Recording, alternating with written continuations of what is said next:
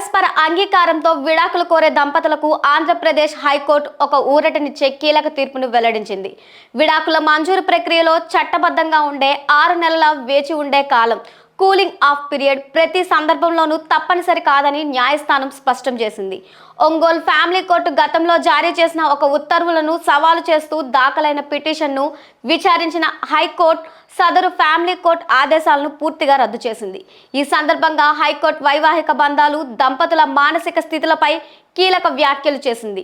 ఇప్పటికే తీవ్ర మనస్తాపంతో విడిపోవాలని నిర్ణయించుకున్న జంటలపై మళ్లీ 6 నెలల నిరీక్షణ కాలాన్ని బలవంతంగా రుద్దడం వల్ల వారి మానసిక వేదన మరింత పెరగడమే తప్ప ఎలాంటి ప్రయోజనం ఉండదని, చట్టాన్ని యాంత్రికంగా అమలు చేయాల్సిన అవసరం లేదని న్యాయస్థానం పేర్కొంది.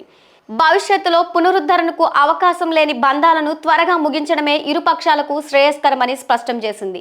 దంపతులు వాస్తవ పరిస్థితులను పరిశీలించి వారి పిటిషన్లను తక్షణమే స్వీకరించి విడాకులు మంజూరు ప్రక్రియను వీలైనంత త్వరగా పూర్తి చేయాలని రాష్ట్రంలో అన్ని ఫ్యామిలీ కోర్టులకు ఆదేశించింది. ఈ తీర్పు ద్వారా కోర్టులో విడాకుల కేసుల కాలయాపన తగ్గడమే కాకుండా బాధితులకు మానసిక ప్రశాంతత లభించనుంది.